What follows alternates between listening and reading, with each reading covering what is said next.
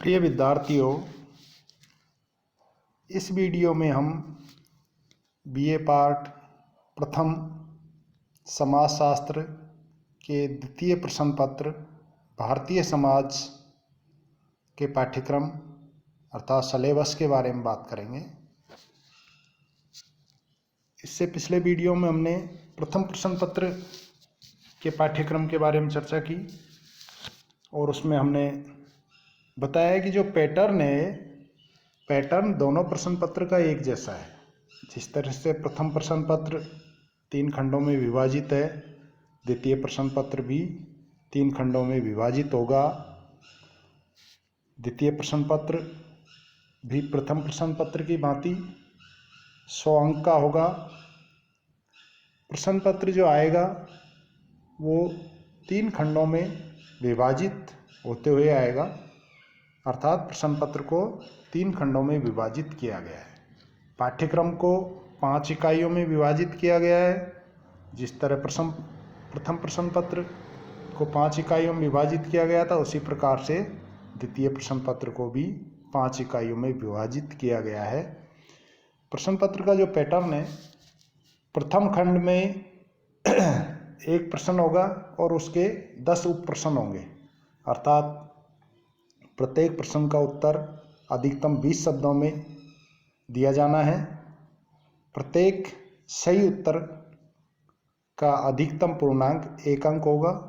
इस प्रकार से खंड ए कुल 10 पूर्णांक का होगा। प्रत्येक सही प्रश्न के लिए, सही उत्तर के लिए 10 अंक दिए जाएंगे। 1 अंक दिया जाएगा और पूरे 10 प्रश्न सही होंगे तो 10 अंक मिल सकते हैं।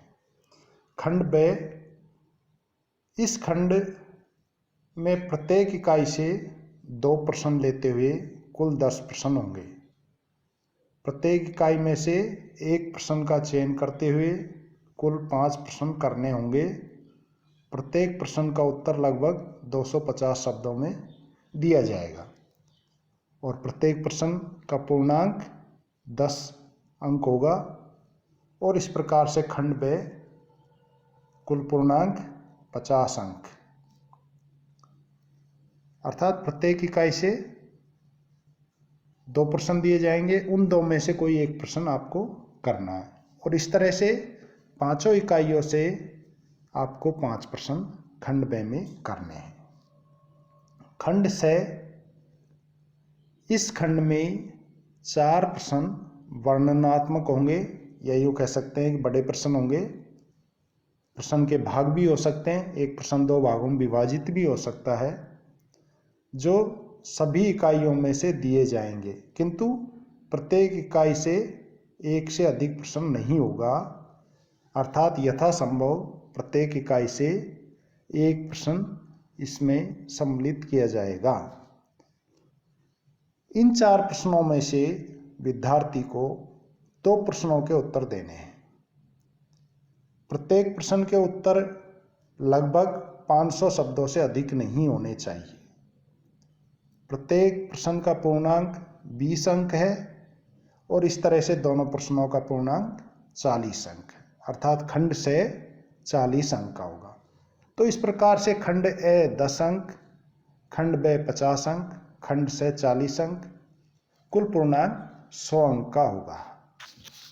अब हम बात करें इसके सिलेबस की, पाठ्यक्रम की, कौन सी इकाई में क्या सब्जेक्ट मैटर है, क्या हमें अध्ययन करना है।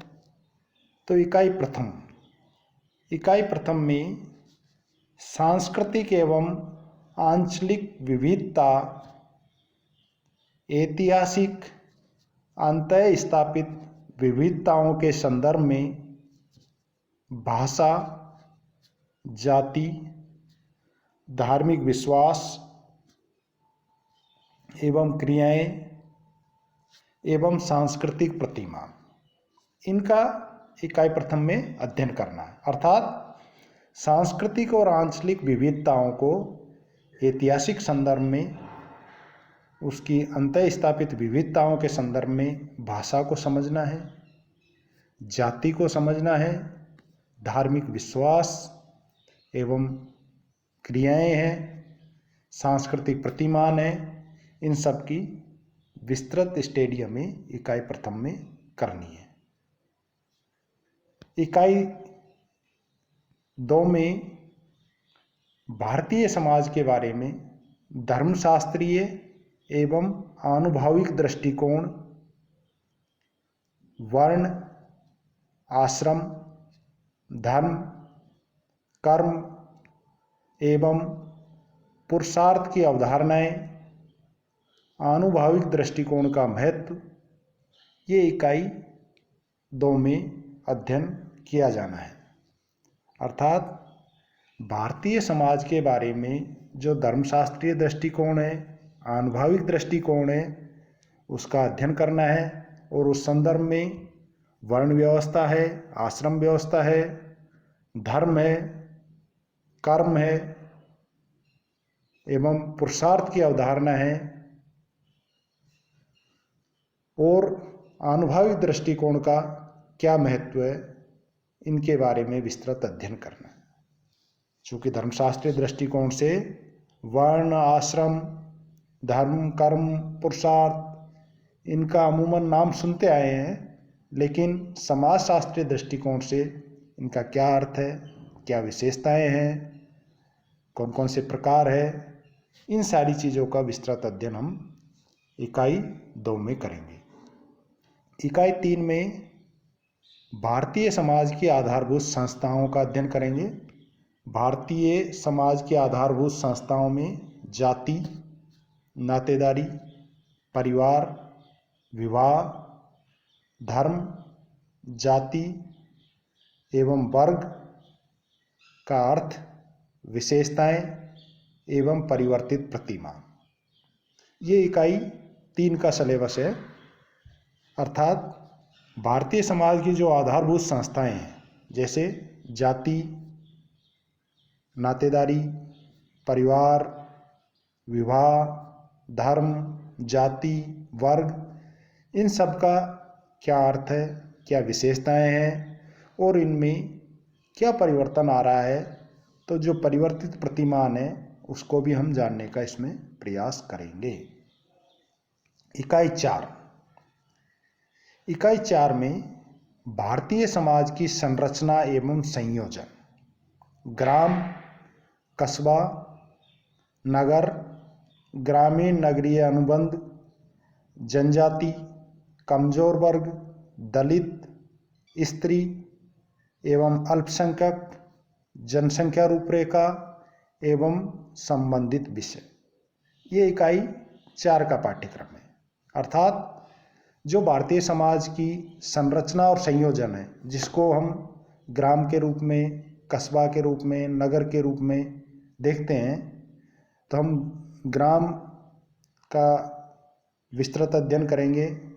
ग्राम किसे कहते हैं, क्या विशेषताएं हैं ग्राम की, कस्बा किसे कहते हैं, नगर किसे कहते हैं, इनका क्या अर्थ है, क्या विशेषताएं हैं, इनमें आपस में अंतर क्या है, ग्रामीण नगरीय अनुबंध क्या है, जनजाति किसे कहते हैं, जनजाति की क्या विशेषताएं हैं, क्या समस्याएं हैं, कमज़ोर वर्ग किसे कहते हैं, उसकी क्या समस्याएं हैं, दलित की क्या निर्योग्यताएं हैं, स्त्री और अल्पसंख्यकों की क्या समस्याएं हैं, जनसंख्या रूपरेखा और उससे संबंधित विषयों का भी अध्ययन इसमें करेंगे।